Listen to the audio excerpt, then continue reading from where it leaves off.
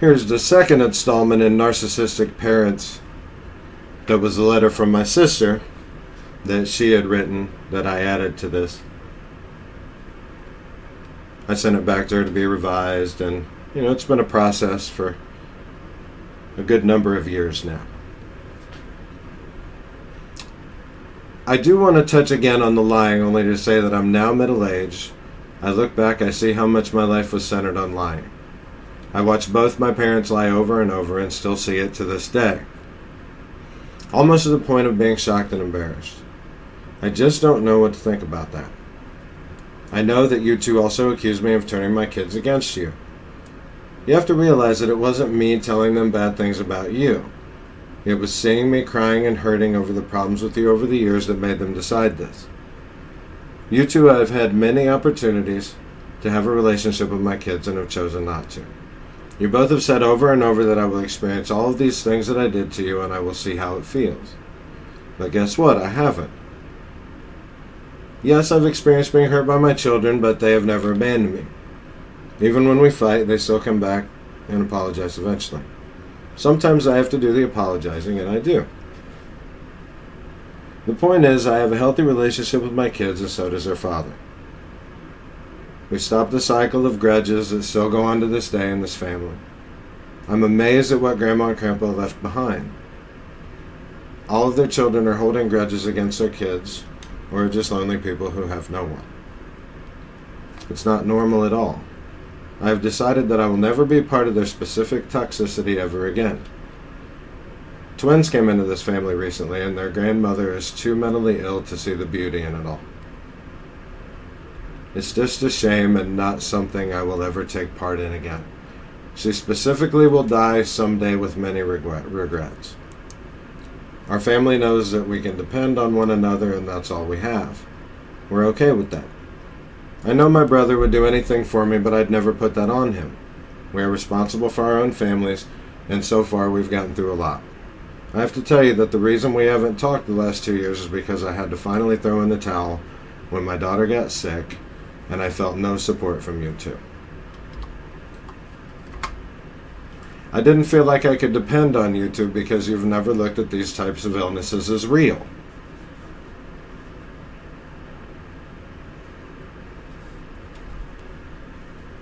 When my daughter became depressed to the point that I felt like she was going to kill herself, I knew I couldn't tell you two about it. You wouldn't understand, so I backed off in order to help her. Then I got the email that asked why. When I finally told you two, I was told I was a liar, and it was implied that my brother was the reason why I did it. Again, I realized the support wasn't there and would never be. It was one of the scariest experiences of my life, and I didn't have my mother and father to support me. I won't go into details again because I don't feel like you understand the seriousness of what happened, so I backed away completely again. Very poignant paragraph. Once again, I'll just go ahead and stop there because that's the perfect example of what I used to go through on a constant basis with them. They never did look at mental illness as being a disease. She was absolutely correct about that. I have had a few different problems in my life, and one of them has been kind of being bipolar. And I only recently realized that it was due to a lot of different stuff other than just quote-unquote being crazy. I had to change a lot of things in my life, and when it came to my parents, I had to eject them from my life before I could stop having mood swings because they were nuts.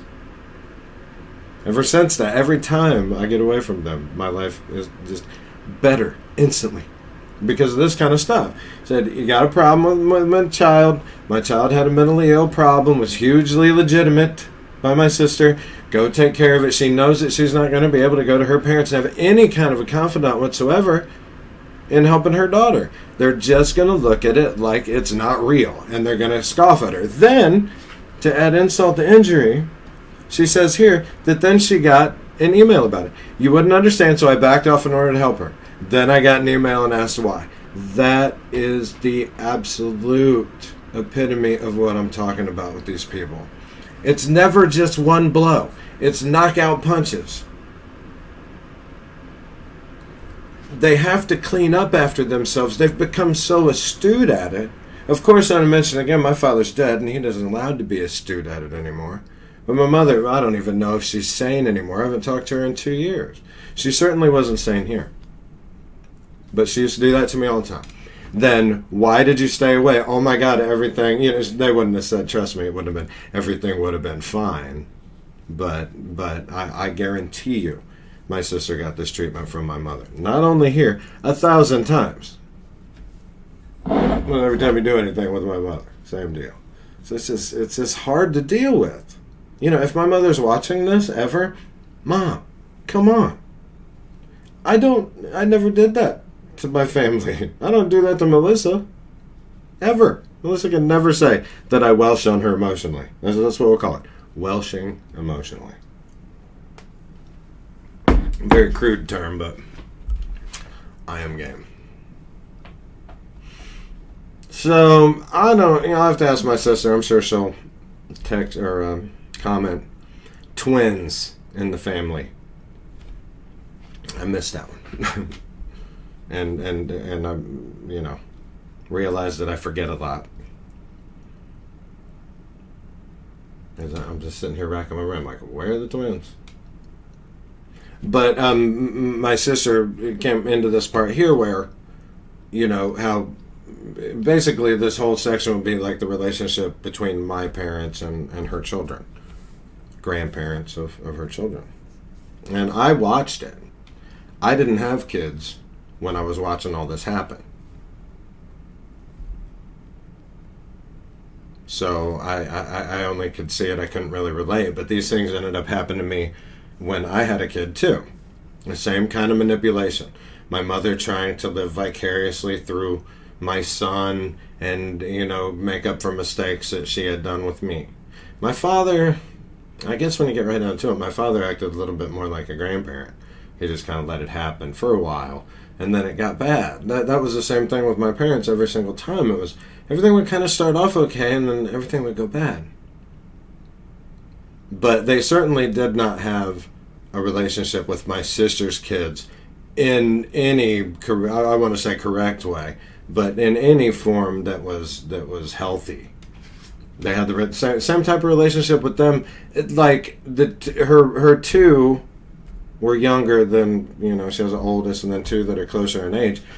They acted really weird around those other two. They never really wanted to get close to or like them. It was just this really odd thing. It was like they just didn't want to touch them, like they had cooties or something. And they were fine, But then once again, I joined in that whole thing, during the time, and my sister just got such a hard time for doing that.